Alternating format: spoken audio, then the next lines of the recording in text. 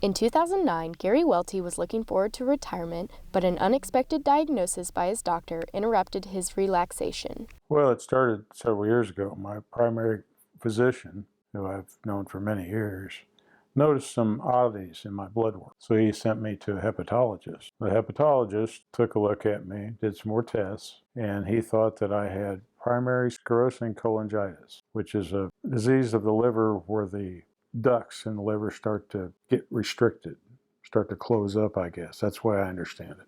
So in that process, they found tumors on my kidneys. They removed the left kidney, and they froze tumors on my right kidney. I then needed a liver and kidney transplant because the kidney that they froze the tumors on was only functioning at about, I think they said 40 to 50%. So that made it a little more difficult to find a donor that had both of those that would work. So I was on the list for, I think, about 4 years. I was worried that time was running out for him because he was really, really ill. The organs were excellent. They started working within a day or two. So I had leaks, which in the bile duct, which eroded the main artery to the liver too.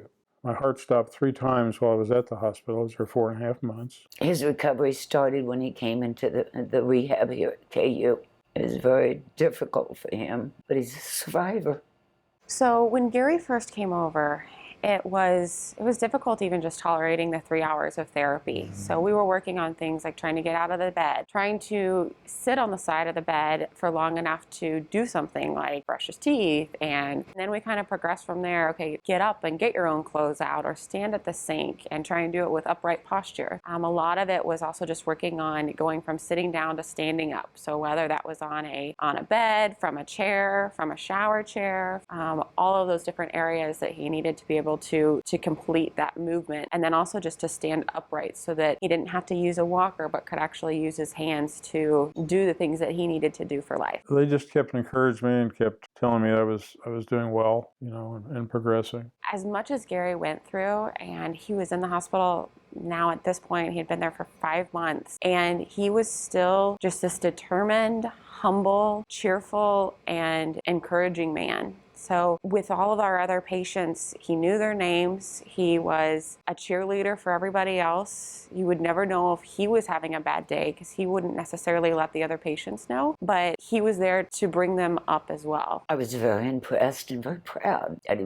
is such a fighter in regaining his strength. Welty was released from rehab in December and had to adjust to everyday life, including going back to restoring his boat. Well, it's been a little difficult because of strength still, but I guess you call it determination. But transitioning was hard because it was difficult for me to even get up and into the boat at the shop to work on it. I'm doing pretty good now at my lake home. It's on a lift where I can do it at the dock. But even with that, still getting up off the floor when you're laying down trying to work on the engine or something, getting back up to go get something is a challenge. He worked on that boat for 4 years before the transplant, and I thank God that it kept him busy, and it kept me busy, believing that he was progressing and was still with a positive attitude. Throughout his stay at the University of Kansas Hospital, Welty received excellent care that encouraged him to not give up. And I didn't realize till I got home how well they had prepared me. When I originally came home too, I had, of course, all kinds of stuff, but I was on a feeding tube. But I had drains in my side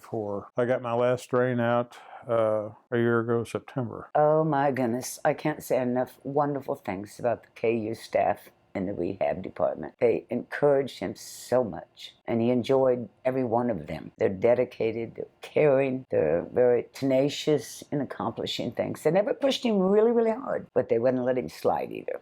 Just were fantastic working with me. The nurses in the rehab unit are great, all the rehab people, and they were determined, especially when they first started getting me up. They were determined they were going to get me out of bed. It has now been about 1.5 years since Welty's transplant, and he is at home living life as normally as he can.